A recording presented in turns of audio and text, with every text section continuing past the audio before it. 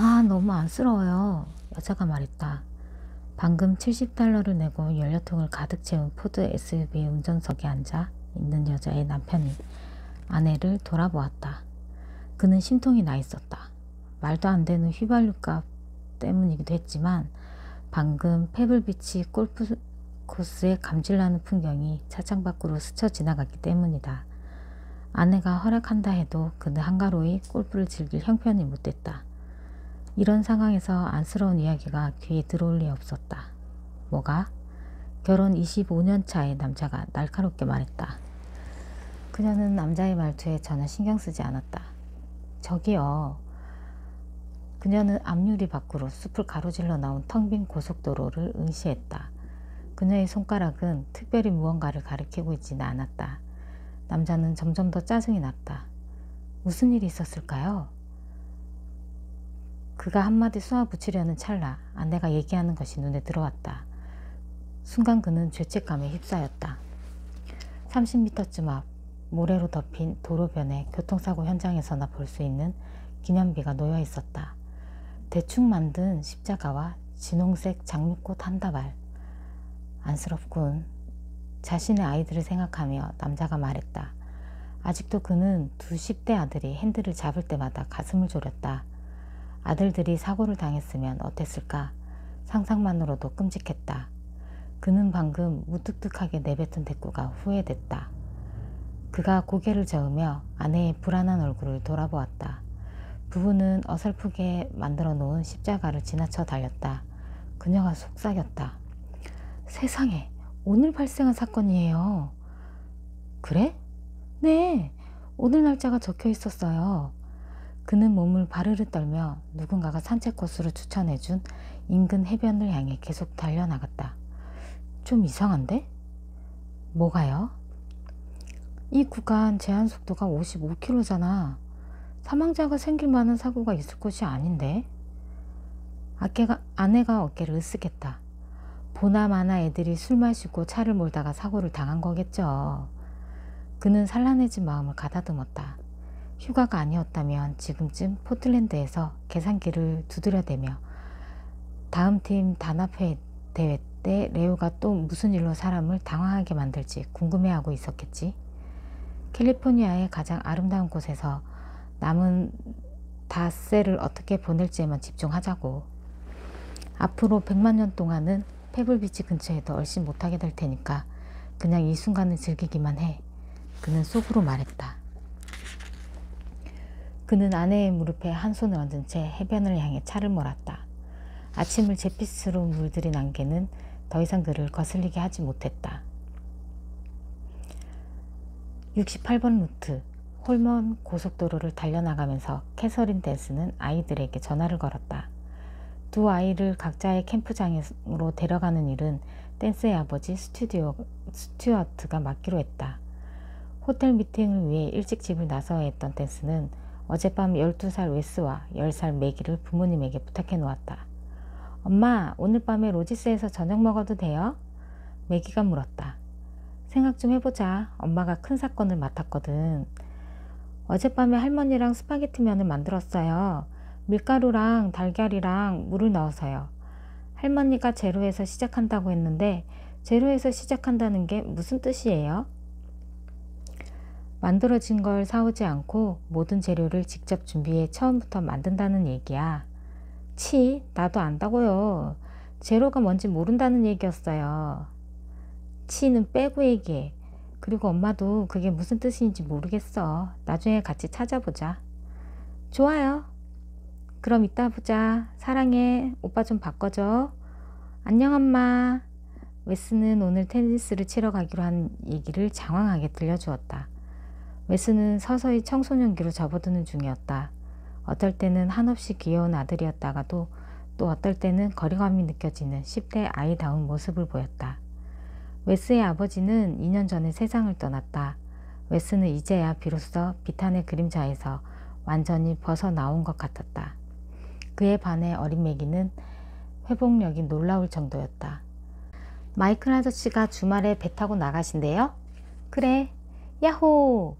오늘은 토요일에 웨스와 낚시하기로 약속을 해놓은 상태였다. 마이클의 어린 아들 타일러도 함께 가기로 했지만 아내 앤은 뱃놀이를 별로 좋아하지 않았다. 댄스도 배멀미가 심해 함께 즐길 수 없었다. 댄스는 아버지에게 아이들을 봐줘서 고맙다고 한 다음 새로 맡은 사건으로 한동안 바빠지게 될 것 같다고 기뜸해 주었다. 스튜어트 댄스는 완벽한 할아버지였다. 해양 생물학자인 그는 반은퇴 상태라 시간이 많았고 무엇보다 아이들과 함께하는 시간을 좋아했다. 아이들을 위해서라면 귀찮은 기사 노릇도 마다하지 않았다. 오늘 스튜어트는 몬터레이 베이 수족관에서 중요한 미팅이 있었다.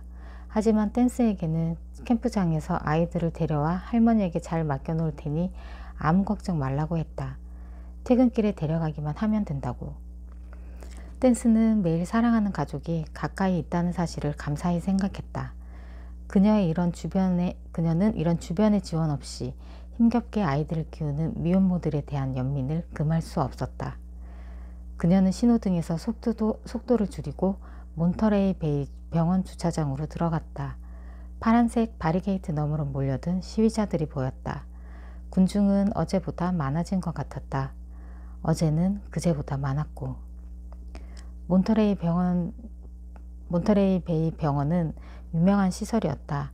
이 지역 병원 중 최고라 해도 과언이 아니었다. 특히 소나무 숲으로 에워싸인 목가적인 환경이 좋은 평가를 받았다. 댄스에게는 아주 익숙한 곳이었다. 그녀는 이곳에서 두 아이를 낳았고 그녀의 아버지가 대수술을 받고 회복한 곳도 바로 여기였다. 뿐만 아니라 그녀가 남편의 시신을 처음 확인한 곳도 이 병원 영안실이었다. 게다가 댄스는 얼마 전 이곳에서 습격을 받았다. 지금 한쪽에서 벌어지고 있는 시위도 그 사건으로부터 비롯된 것이었다. 다니엘 펠의 감시를 위해 댄스는 몬터레이 카운티 보안관 사무실에 젊은 형사를 셀리나스의 카운티 법원 청사로 보냈었다. 다니엘 펠은 탈출했고 그 과정에서 후안 밀라 형사가 심한 화상을 입어 이곳 집중치료실로 긴급 호송됐다. 모두에게 힘든 시간이었다. 혼란스럽고 슬픈 그의 가족들에게도 마이클 오닐에게도 MCSO의 동료 수사관들에게도 그리고 댄스에게도. 댄스가 후안의 상태를 확인하려고 병원에 왔을 때 그의 흥분한 형 훌리오가 그녀를 폭행한 사건이 있었다. 훌리오는 댄스가 의식이 완전하지 않은 상태의 동생에게 진술을 받으러 왔다면서 분개했다. 댄스는 그 일로 적지 않은 충격을 받았지만 훌리오를 고소하지 않기로 했다. 후안은 이 병원으로 후송된 지 며칠 만에 숨지고 말았다. 처음에는 심각한 전신 화상이 사인인 듯 했다. 하지만 얼마 지나지 않아 누군가가 그의 죽음을 도왔다는 사실이 밝혀졌다. 안락사. 댄스는 깊은 슬픔을 느꼈다. 하지만 후안의 부상은 회복이 불가능할 만큼 심각했다. 집중치료가 끝난 후에도 평생을 극심한 고통 속에서 살 수밖에 없었다. 이 병원에서 간호사로 일하는 댄스의 어머니 이디 또한 후안 때문에 큰 곤란을 겪어야 했다. 댄스는 주방에서 먼 산을 바라보던 어머니를 떠올렸다. 그녀의 어머니는 무엇이 그토록 마음을 심란하게 하는지 털어놓았다. 이디가 의식이 오락가락하는 후안의 상태를 살피러 병실로 들어갔을 때 그는 애원하는 눈빛으로 그녀를 올려다 보았다. 그리고 속삭였다. 죽여주세요. 짐작건대 후안은 병실로 들어온 모든 이에게 그렇게 애원했을 것이다. 그리고 누군가가 그의 소원을 들어주었다. 정맥 주사용 점적기에 약물을 넣어 후안의 목숨을 끊어놓은 사람의 정체는 끝내 밝혀지지 않았다. 그의 죽음은 몬터레이 카운티 보안관 사무실이 맡아 수사 중이었다. 하지만 형사들은 수사에 열의를 쏟지 않았다. 안락사가 아니었어도 환자가 한두 달을 넘기지 못했을 거라는 의사들의 설명 때문이었다. 후안 밀라의 죽음은 명백히 인도적 행위였다. 비록 범죄이긴 했지만. 하지만 그 사건은 생명 옹호론자들에게 유명한 쟁점이 돼버렸다. 주차장 밖에 모여든 시위자들은 십자가, 예수, 그리고 혼수 상태에 빠진 플로리다의 테리 샤이보의 포스터를 들고 있었다. 샤이보는 죽을 권리를 인정해달라며 미국 의회를 어수선하게 만들었던 장본인이었다. 몬터레이 베이 병원을 향해 내걸린 플래카드는 안락사와 낙태의 공포를 경고하고 있었다. 그들 대부분은 피닉스에 근거지를 둔 라이프 퍼스트 멤버들이었다. 그들은 젊은 형사가 숨진 지 며칠 지나지 않아 이곳으로 몰려왔다. 댄스는 그들이 병원 밖에서 죽음을 항해하는 역설적인 상황을 어떻게 생각하고 있을지 궁금했다. 왠지 그들에게 유머 감각이라고는 손톱만큼도 없을 것 같았다. 댄스는 정문 밖에 서 있는 경비실 책임자에게 인사했다. 그는 키가 큰 흑인이었다.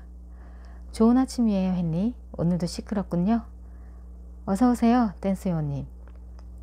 전직 형사인 헨리 바스콤은 직함을 붙여 부르기를 좋아했다. 그리고 그가 능글맞게 웃으며 턱으로 시위대를 가리켰다. 토끼떼 같죠?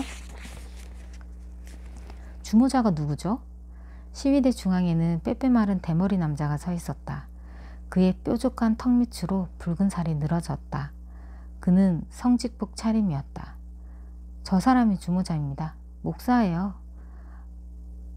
알 사무엘 피스크 목사. 굉장히 유명한 사람입니다. 애리조나에서 여기까지 온 거예요. 바스콤이 말했다. 알 사무엘 피스크. 아주 목사다운 이름이네요. 목사 옆에는 빨간 곱슬머리를 가진 건장한 남자가 서 있었다. 짙은 색 양복을 걸친 그는 경호원인 듯했다. 생명은 성스럽다. 누군가가 한 방송국 트럭을 향해 소리쳤다. 군중도 따라 소리쳤다. 살인자들! 피스크가 소리쳤다. 빼빼 마른 체구와 어울리지 않게 낭랑한 음성이었다. 자신을 겨냥한 비난이 아니었음에도 댄스는 집중치료실에서의 일을 떠올리며 몸을 떨었다. 마이클 오닐과 또 다른 수사관이 달려들어 저지하지 않았다면 댄스는 흥분한 훌리오에게 제압당해 큰 부상을 입었을 것이다.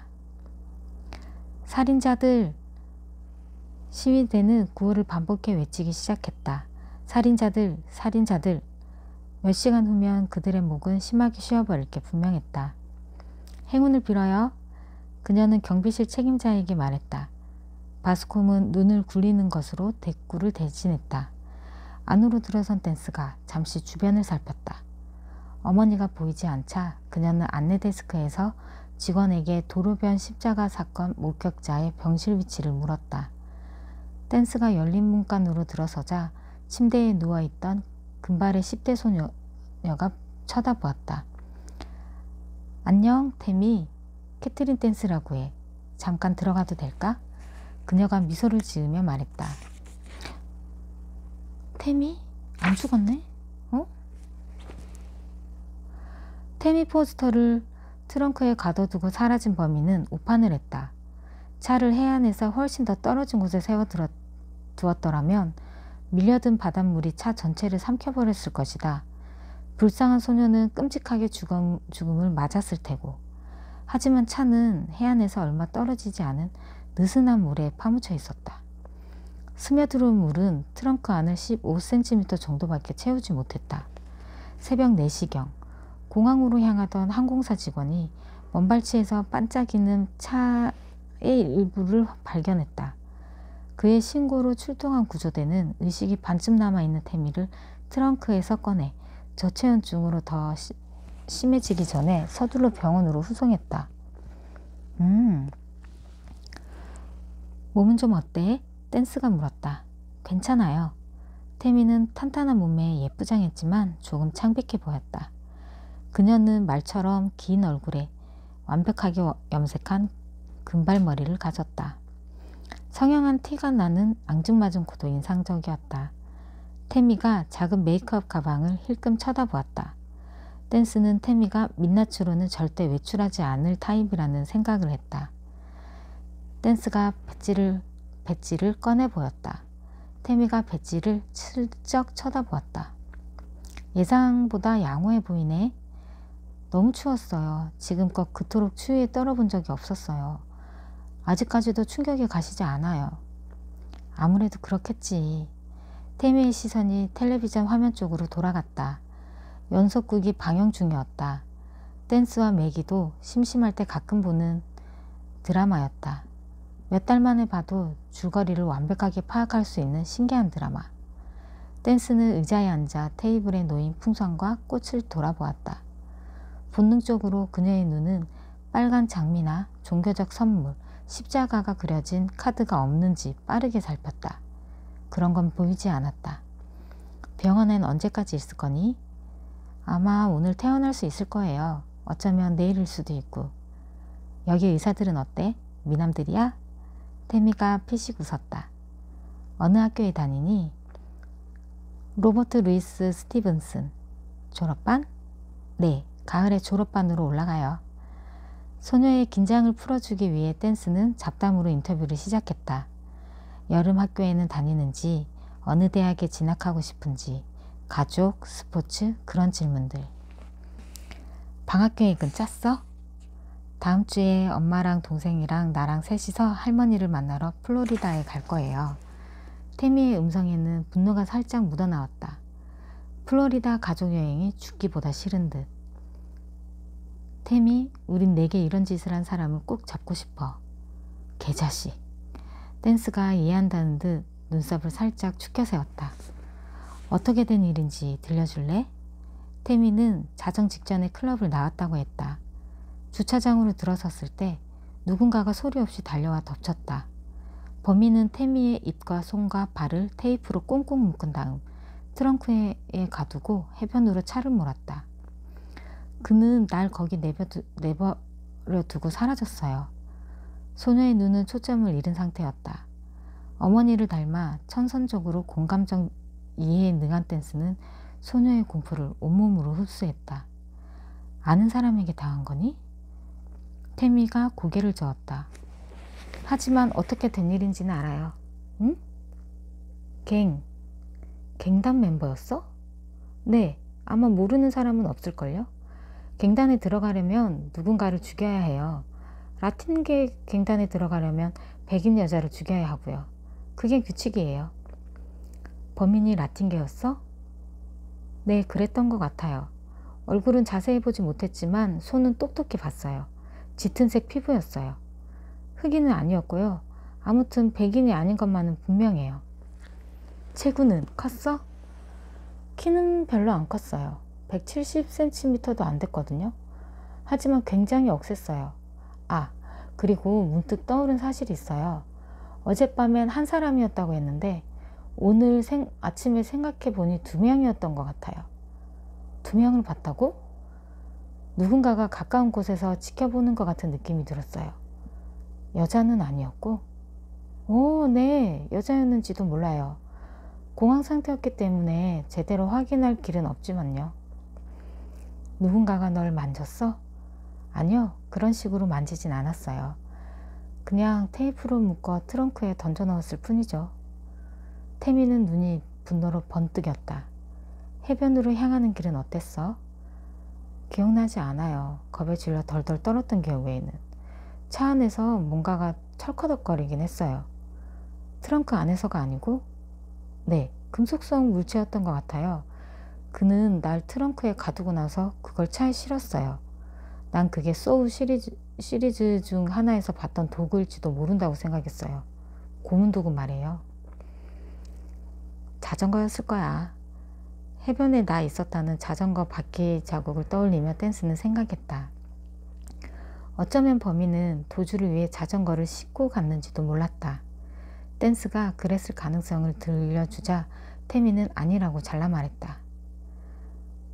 뒷좌석에는 절대 자전거가 실릴 수 없다면서 소녀가 진지한 얼굴로 덧붙였다. 자전거 소리 같진 않았어요. 좋아, 태미. 댄스는 안경을 고쳐 쓰고 소녀를 계속 응시했다. 소녀는 꽃과 카드와 동물 인형들을 쳐다보고 있었다. 소녀가 덧붙였다. 사람들이 보내온 것들을 봐요. 저게 곰인형. 정말 귀엽지 않아요? 그래, 귀엽네. 아무튼 넌 범인이 라틴계 갱단 범인인 것 같다 이거지? 네. 하지만 이제 다 지난 일인걸요 뭐. 지난 일? 이렇게 살아있잖아요. 그냥 살짝 적기만 했을 뿐이에요. 태미는 댄스의 눈을 피한 채 웃음을 터뜨렸다. 그 갱단은 겁을 잔뜩 집어먹었을 거예요. 뉴스에서 하루 종일 보도해내고 있으니. 아마 지금쯤 멀리 달아나 버렸을걸요? 적어도 이 도시에선 찾지 못할 거예요. 갱단마다 입단 의식이 있다는 건 사실이었다. 몇몇 갱단은 살인을 조건으로 내걸기도 했다. 하지만 갱단의 주 표적은 다른 인종이 아닌 라이벌 갱단 멤버나 정보원들이었다. 게다가 태미에게 가한 짓은 너무 치밀하게 계산된 것이었다. 갱들은 무조건 비즈니스를 우선으로 했다. 시간이 돈이라 과외 활동에 공을 들이는 경우는 드물었다. 댄스는 태미가 자신의 습격한 인물이 아틴계 비행 청소년 집단이 아니라는 사실을 알고 있다는 걸 눈치챘다. 범인이 둘이라는 주장도 믿지 않았다. 태미가 범인에 대해 털어놓지 않는 사실이 분명히 있었다. 이제는 진실을 캐낼 시간이었다. 인터뷰와 신문에서의 동작학적 분석은 기선을 다져놓는 과정이다. 기선은 상대가 진실을 얘기할 때 보이는 태도들의 목록이다. 손을 어디에 두는지, 시선이 어디로 향하는지, 얼마나 자주 마름침을 삼키고 헛기침을 하는지, 말이 항상 으로 시작되는지 않는지, 발로 바닥을 두드리는지 않는지, 몸을 웅크리거나 앞으로 기울이진 않는지, 답변하기 전에 머뭇거림이 있는지. 신뢰할 만한 기선이 마련되면 동작학 전문가는 상대가 거짓 답변을 내놓을 이유가 있을 만한 질문을 던져놓고 상대의 반응이 기선을 벗어나는지 지켜본다. 사람이 거짓말을 하면 그에 따른 스트레스와 불안감을 완화시키기 위해 기선을 벗어나는 제스처나 말투를 쓰게 된다. 댄스가 가장 좋아하는 인용문은 동작학이라는 표현을 100년이나 앞서 사용했던 찰스 다윈이 했던 말이다. 억제된 감정은 거의 언제나 몸짓으로 드러난다. 습격자의 정체가 화제로 떠오르는 순간 소녀의 몸짓 언어는 기선으로부터 확실히 벗어났다. 태미는 허리를 부자연스럽게 틀고 발을 까딱였다. 팔과 손은 제어가 수월하지만 나머지 부위는 쉽지 않다. 특히 발가락과 발은 더 그렇다. 댄스는 또 다른 변화도 눈여겨보았다. 살짝 바뀐 음성, 연신 머리를 쓸어넘기는 손가락, 그리고 입과 코를 만지작거리는 전형적인 블로킹 제스처. 또한 태미는 불필요한 여담이 많았다. 횡설수설했고 진술을 지나치게 일반화시켰다. 아마 모르는 사람은 없을걸요? 같은. 거짓말을 하는 이들에게 공통적으로 발견되는 점이었다. 알아도. 소녀가 중요한 정보를 털어놓지 않았다고 확신한 캐트린 댄스는 분석 모드로 돌입했다. 상대로 하여금 진실을 털어놓도록 만드는 방법은 총 4단계로 구성된다. 첫째, 사건에서 인터뷰 대상의 역할은? 이 사건에서 태미는 피해자였고 목격자였다. 다른 사건에 연루되지도 않았고 자신의 납치를 꾸미지도 않았다. 둘째, 거짓말을 할 수밖에 없는 이유는? 불쌍한 태미는 범인들로부터 보복을 당할까 무척 두려워하고 있었다. 이게 가장 일반적인 이유였다. 만약 태미가 자신의 범행을 감추기 위해 거짓말을 한 거라면 문제는 훨씬 복잡해질 것이다. 세 번째 질문. 인터뷰 대상의 성격 유형은? 댄스는 그 답에 따라 인터뷰 접근 방식을 결정했다. 공격적으로 나갈지 부드럽게 나갈지, 문제 해결을 우선으로 할지 정서적 안정을 주는 걸 우선으로 할지, 상냥하게 대할지 무심하게 대할지. 댄스는 인터뷰 대상들을 마이어스 브릭스 성격 유형 검사 결과에 따라 분류했다. 이 검사는 상대가 내성적인지 아니면 외향적인지를 확인시켜줄 뿐만 아니라 생각하는지 아니면 느끼는지, 감각으로 분별하는지 아니면 직관에 의해 인식하는지 알려준다. 외향적인 사람과 내향적인 사람의 차이는 바로 태도에 있다.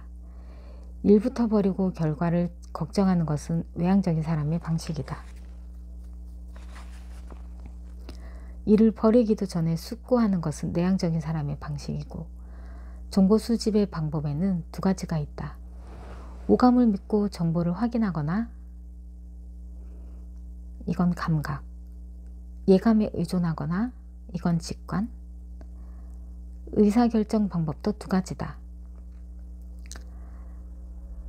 객관적이고 논리적인 분석을 앞세우는 생각, 감정이입을 통해 선택하는 느낌.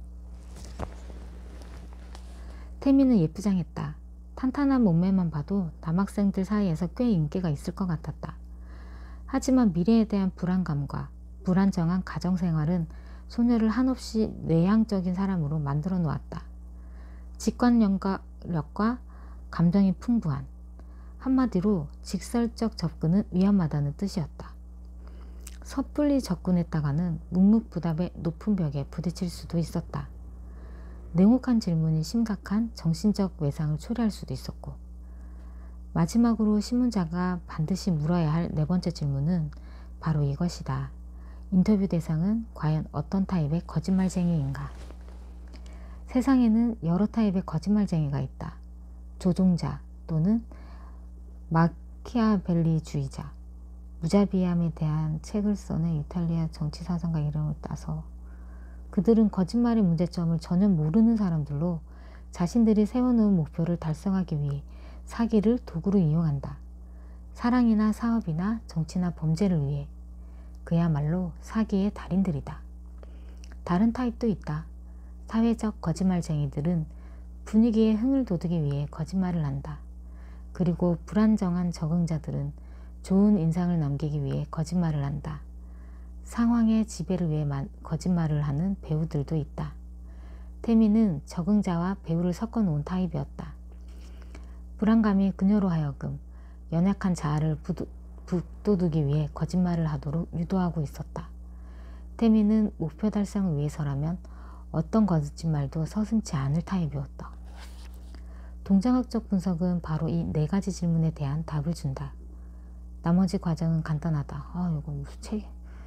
인터뷰 대상에서 쉴 새 없이 질문을 던지면서 어떤 질문이 거짓말의 지표인 스트레스 반응을 유발시키는지 지켜보기만 하면 된다. 공부하는 거 같네. 그게 확인되면 같은 질문이나 뭐 어쩌고 저쩌고. 댄스는 몸을 앞으로 살짝 기울인 상태였다. 접근 범위에 근접했지만 그것을 침범하지는 않았다. 태미와의 거리는 90cm 정도였다. 살짝 불편하지만 위협적으로 느껴지지 않는 거리. 댄스는 희미한 미소를 지우지 않았다. 회색태 안경도 상대의 귀를 누를 필요가 있을 때마다 걸치는 검은태 맹수안경으로 바꿔 쓰지 않았다. 검은 맹수안경. 협조해줘서 고마워 태미. 큰 도움이 됐어. 소녀가 미소를 지었다. 하지만 태미의 시선은 여전히 문에 고정되어 있었다. 댄스는 생각했다. 죄책감. 참, 깜빡 잊을 뻔했네. 현장 감식 보고서를 받은 게 있어. 그 외에 CSI 같은 거 있지? 댄스가 말했다. 네, 즐겨보는 프로그램이에요. 어떤 걸 좋아하지? 오리지널 시리즈요. 라스베이거스. 나도 그게 최고라는 소리를 들었어. 댄스는 CSI를 한 번도 본 적 없었다. 뭐 아무튼 현장에서 채취된 증거를 보면 용의자가 2명 이상일 것 같진 않아. 주차장에서도 그렇고 해변에서도 그렇고. 글쎄요. 아까 얘기한 대로예요. 그냥 느낌이 그런 것 같았어요. 그리고 네가 들었다는 그 철커덕 소리 있지? 우린 다른 차의 타이어 자국을 찾지 못했어. 범인이 어떻게 현장을 떠났는지 궁금하지 않아? 아까 자전거 얘기가 나왔었지? 넌 차 안에서 들려온 게 자전거 소리가 아니라고 했는데 그래도 가능성은 있지 않을까? 자전거였을 가능성 말이에요? 질문을 질문으로 답하는 건 거짓말의 지표다. 신문자가 던진 질문의 의도를 파악하고 적당한 거짓 대답을 떠올릴 시간을 벌기 위함이다. 그럴 가능성은 없어요. 뒷좌석에 자전거를 싣는 일 자체가 불가능하잖아요. 태미의 부정은 너무 빠르고 단호했다. 태미 역시 자전거를 의심했지만 어떤 이유에서인지 그 가능성을 인정하지 않으려 하고 있었다. 댄스가 한쪽 눈썹을 축혀 세웠다. 글쎄, 우리 이웃집 차도 캠리거든. 전혀 작지 않아. 소녀는 눈을 깜빡였다. 댄스가 자신의 차를 알고 있다는 사실에 놀란 것이다. 요원이 뒷조사를 해두었다는 사실은 태미가 불편하게 만들기에 충분했다. 태미는 창밖을 내다보았다. 불편한 불안감으로부터 벗어나 보려는 잠재의 의식적인 노력이었다. 댄스는 무언가를 짚어냈다. 댄스의 맥박이 강렬해졌다. 자전거를 싣고 갔을 가능성은 있다고 봐야지. 그게 사실이라면 범인은 네 또래이거나 너보다 어리다고 봐야 하고, 나이 든 사람들도 자전거를 타고 다니지만 10대들만큼은 아니잖아. 혹시 너와 같은 학교에 다니는 학생이 아닐까? 우리 학교 학생이요? 말도 안 돼요. 내가 아는 애들 중에 그런 일을 벌일 만한 사람이 없어요. 누군가로부터 협박을 받아본 적은 없어? 스티븐슨 고등학교에서 누군가와 싸운 적은 없고, 나 때문에 치어리더 팀에서 떨어진 브리에나 크렌쇼가 속쓰려 한 적은 있어요. 하지만 내가 짝사랑했던 데이비스 윌콕스와 사귀는 걸로 복수했죠. 피식 웃었다. 댄스도 미소를 지었다. 보나마나 깽단 멤버가 맞을 거예요. 태미의 눈이 살짝 커졌다. 잠깐만요. 갑자기 기억나는 게 있어요. 그는 누군가에게 전화를 걸었어요. 보스에게 보고를 한 거겠죠? 휴대폰으로 저 통화하는 소리를 들었어요. 엘라 에스타 엔 엘 코체? 그녀는 차에 있습니다. 댄스는 머릿속으로 번역했다. 에야 에스타 엔 엘 코체. 그녀가 태미에게 물었다. 무슨 뜻인지 아니? 그녀를 차에 태웠어. 뭐 이런 거 아닌가요? 스페인어를 배우고 있니? 네. 소녀가 숨가쁘게 대답했다. 태미의 음성이 조금 높아졌다. 태미는 댄스와 눈을 맞춘 채 머리를 쓸어 넘긴 다음 입술을 매만졌다. 스페인어 인용구는 거짓말이 확실했다. 범인이 그냥 비행 청소년인 척 했던 건 아닐까?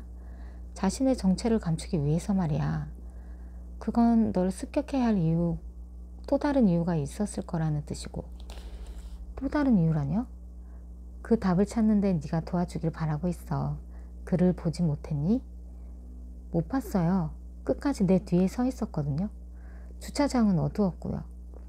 왜 조명이 없는지 모르겠어요. 클럽을 상대로 소송이라도 걸어야 할까요? 아버지가 샌머테이오에서 변호사를 하시거든요. 성난 연기는 댄스의 질문을 피해보기 위해서였다. 태미가 무언가를 보았던 게 틀림없었다.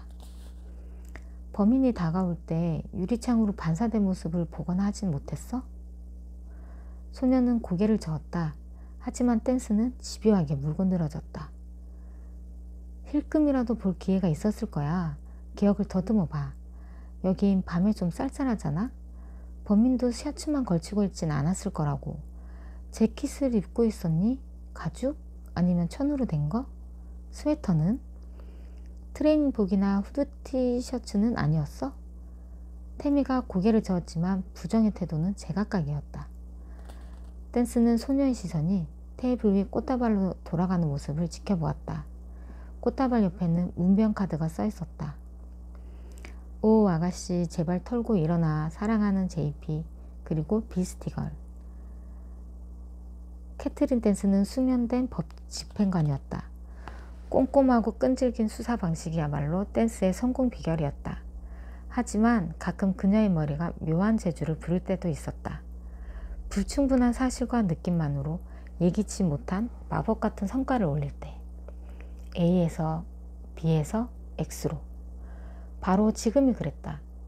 불안한 눈빛으로 꽃다발을 응시하는 태미의 모습을 보는 순간 마법은 다시 댄스에게로 찾아들었다. 댄스는 한번 운에 맡겨보기로 했다. 태미, 널 습격한 자가 도로변에 십자가를 두고 갔어. 그걸로 무슨 메시지를 전하려고 했던 것 같아. 소녀는 눈이 휘둥그레졌다. 걸려들었어. 댄스는 생각했다. 소녀는 십자가에 대해 알고 있었다. 댄스는 계속해서 임시변통으로 마련한 대본을 따라 나갔다. 그리고 그런 메시지는 피해자를 잘 아는 범인이 아니라면 남겨둘 수 없어. 난 그가 스페인어를 쓰는 소리를 똑똑히 들었어요. 댄스는 거짓말이라는 걸 알고 있었다.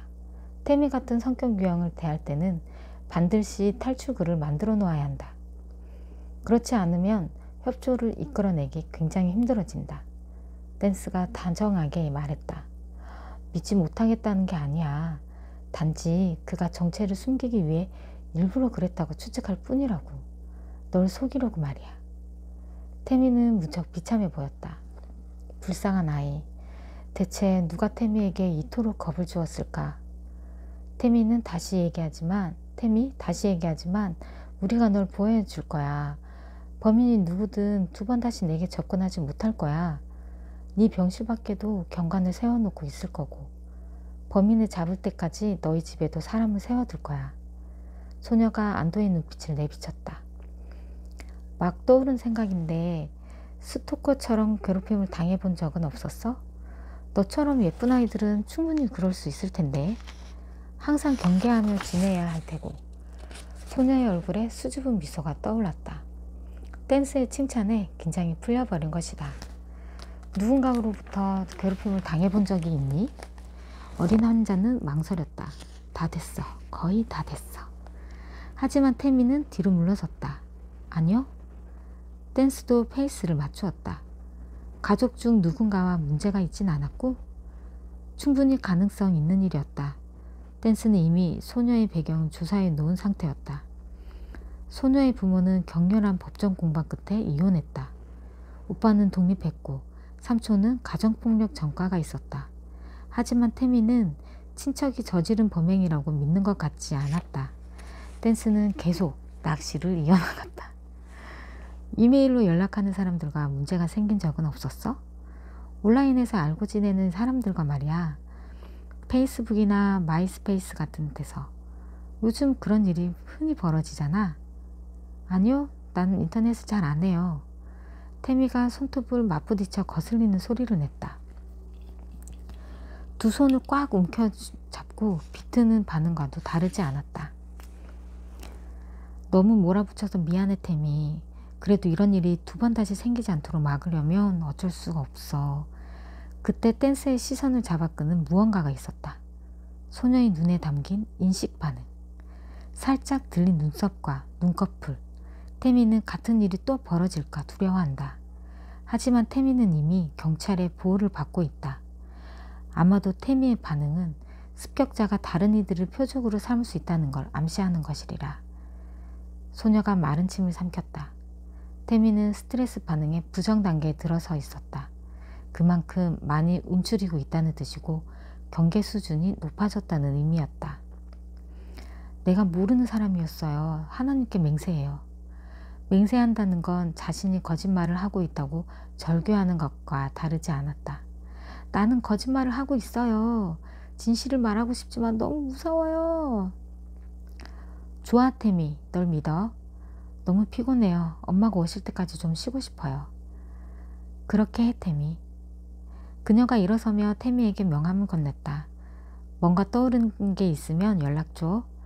도움을 못 드려 죄송해요. 소녀는 눈을 내리깔았다. 진심 어린 후회. 댄스는 소녀가 과거에도 종종 삐죽 내민 입술과 가식적인 자기 비하를 무기로 썼을 거라 생각했다. 그 기술에 약간의 애교를 섞으면 아버지를 비롯한 모든 남자들은 속수무책일 수밖에 없었겠지. 하지만 여자들에게는 절대 먹히지 않는다. 그럼에도 댄스는 모른 척 받아주기로 했다. 아니야, 큰 도움이 됐어. 아직도 충격이 가시지 않았을 텐데. 좀 쉬도록 해. 누워서 시트콤이라도 보고 있으면 기분이 좀 나아질 거야. 댄스는 턱으로 텔레비전을 가리켰다. 병실을 나오면서 댄스는 생각했다. 몇 시간만 더 주어졌더라면 아이로부터 진실을 뽑아낼 수 있었을 텐데. 확신할 수는 없지만 태미는 분명히 겁에 질려 있었어. 아무리 재능 있는 신문자라도 가끔은 빈손으로 만족해야 할 때가 있다. 다행히 캐트린 댄스는 당장 필요한 모든 정보를 뽑아냈다고 믿었다. A에서 B에서 X로.